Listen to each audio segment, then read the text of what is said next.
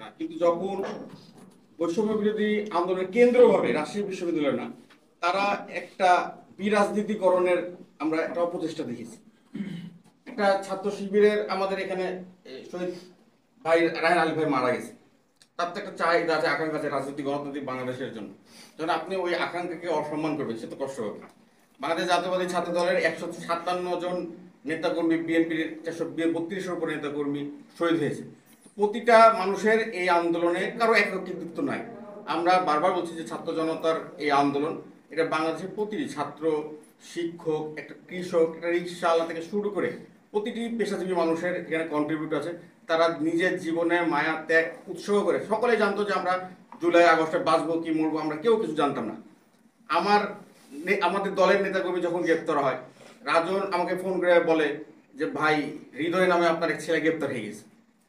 তো আমি স্বাভাবিকভাবে, আমি একটা বিশ্ববিদ্যালয় আহ্বায়কের দায়িত্ব, আমার আমার অধীনস্থ আমার সহকর্মীকেও গ্রেপ্তার হলে আমি তো একটু উত্তেজিত, একটু ভয় পাবো। তো আমি বিভিন্নভাবে খোঁজ নিলাম। তার কিছুক্ষণের মধ্যে আমি 5 মিনিট পর শুনছি যে রাজনই গ্রেপ্তার।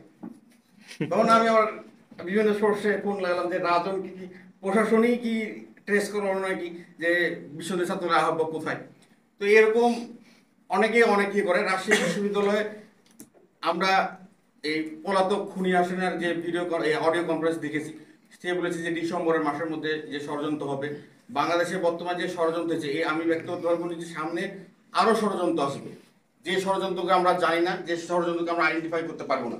তো আমরা স্পষ্টভাবে এখান থেকে আমাদের ঐক্যবদ্ধ থাকতে হবে যে রাজশাহী বিশ্ববিদ্যালয়ে আমাদের কোনো বিভেদ মত নাই। আমরা ফ্যাসিবাদ নির্মূলের ক্ষেত্রে সকলে ঐক্যবদ্ধ।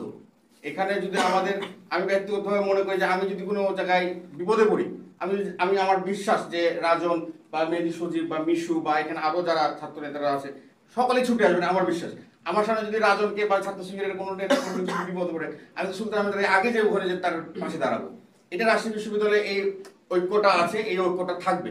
আগামী যে সপ্তাহ কেন্দ্রভাবে, যে সপ্তাহে সংহতি যে কেন্দ্রভাবে ঘোষণা করেছে, সেই আন্দোলনে আপনারা ঠিক করেন যে কখন কিভাবে বাংলাদেশ জাতীয়তাবাদী ছাত্র দল, আমি রাজশাহী বিশ্ববিদ্যালয় ছাত্র দলের সুলতান আহমেদ রাহি থেকে শুরু করে আমার প্রতিটি নেতা কর্মী সংগঠন, আমরা সকলেই ঐক্যবদ্ধভাবে আপনাদের পাশে থাকবো। আমি শুধু আহ্বান জানাবো এইটুকুটাই যে সামনে রাজশাহী বিশ্ববিদ্যালয়ে যখন মার্কেটিং এবং আইন ডিপার্টমেন্টের গন্ডগোল হয়, তখন আমি সাংগঠনিক কাছে ঢাকাতে ছিলাম। আমাকে রাজশাহী থেকে বিভিন্ন সাংবাদিক আমার দলের নেতা কর্মীরা আমাকে জানালো। তো স্বাভাবিকভাবে মনে করেন খেলাতে এরকম মারামারি লাগতেই পারে, এরকম আমাদের ভাই তো গন্ডগোল লাগে। কিন্তু পরে যখন ভিডিও বা বিভিন্ন কনফারেন্স হলে, এটা আমি ব্যক্তিগত মনে করি না যে এটা খেলা কেন্দ্রিক কোনো গন্ডগোল হতে পারে। এর মধ্যে কোনো অবশ্যই ষড়যন্ত্র আছে। আমি বিশ্ববিদ্যালয়ের প্রশাসনকে এই আপনাদের মাধ্যমে জানতে পারবো, আমরা সকলে মিলে জানতে পারবো যে আইন ডিপার্টমেন্টের শিক্ষক এবং মার্কেটিং ডিপার্টমেন্টের শিক্ষক, তাদেরকে এটার অবশ্যই একটা সুষ্ঠু তদন্ত করা উচিত। কেন বাংলাদেশের যে কোনো জায়গাতে ঢাকা কলেজের পাশে উঠা নিয়ে কাউন্টারে একটা ছাত্র সংগঠন গন্ডগোল চলছে, বুটেক্সে চায়ের টঙে চা খাওয়ার গন্ডগোল চলছে। এসব তো গন্ডগোলের আলামত না, এটা একটা ষড়যন্ত্রের অংশ। তো আমাদেরকে সতর্ক থাকতে হবে। এবং রাজশাহী বিশ্ববিদ্যালয়ের প্রতিটি রাজনৈতিক সংগঠন, যারা সামাজিক সংগঠন, আমরা সকলে সাধারণ শিক্ষার্থীদের জন্য রাজনীতি করি। তো বিশ্ববিদ্যালয়ের শিক্ষা পরিবেশ ঠিক রাখার জন্য আমরা সকলেই এখানে আজকে আমাদের ঐক্যমত হওয়া দরকার যে যাই হোক আমরা সকলে ভাই ভাই, সকলে সহযোদ্ধা, সকলেই আমরা রাজশাহী বিশ্ববিদ্যালয়ের শিক্ষার্থী। তো বিশ্ববিদ্যালয়ের শিক্ষা পরিবেশ ঠিক রাখার জন্য, আদর্শ ঠিক রাখার জন্য এখানে আমি বিনয়ের সাথে মাসুদের বক্তব্য বলছি যে এখানে আমরা যতজন আছি, আমরা চাইলে কিন্তু 17 বছরে অনেক অর্থের পিছনে, প্রলোভনের পিছনে চাইলে আমি ছাত্রলীগ করতে পারতাম না, আমি মুজি হলে ফ্রি এখানে খেতে পারতাম না, আমার তো 20টা মামলা রয়েছে, আমি 6বার কারাবরণ হয়েছে, আমার দরকার ছিল না। তারপরে এখানে যারা ছাত্র শিবিরের ভাই আছে, সাংবাদিক নেতারা আছে, সকলে কিন্তু আমরা নির্যাতিত। আমরা এই বিগত 15 বছরে এতটা নির্যাতিত হচ্ছে, আমরা কিন্তু অর্থের পিছনে ধরিনি বা ওই সুবিধার পিছনে ধরিনি। আমরা একটা নতুন বাংলাদেশ গড়তে চাই, সেই বাংলাদেশ মানবিক বাংলাদেশ হবে, সেই বাংলাদেশ ছাত্র বান্ধব বাংলাদেশ হবে, এবং এই আদর্শ নিয়ে কিন্তু আমরা ছাত্র রাজনীতি করি। তো ইনশাল্লাহ আমি বিশ্বাস করি এখানে যতজন এখানে আছে প্রতিটি ছাত্র নেতাই এই গণ অভ্যুত্থানের মহানায়ক। ইনশাল্লাহ আমরা সকলেই একসাথে আছি, ঐক্যবদ্ধভাবে থাকবো। ইনশাল্লাহ আমরা আমাদের ছাত্র দলের সংগঠন হিসাবে আপনাদের পাশে পাবেন, এবং আপনারা আমাদেরকে যে কোনো প্রয়োজনে জাস্ট আমাকে, সজীব ভাই আমাকে 1 মিনিট খালি বলছে, আমি এনামূলত ধরে বসে আছি যে ভাই আমরা একটা প্রোগ্রাম কোথায়, আমি কিন্তু আজকে আমার আসতে যতক্ষণ না। তো এই দিক থেকে কোনো সমস্যা নাই, আপনারা সিদ্ধান্ত নেন।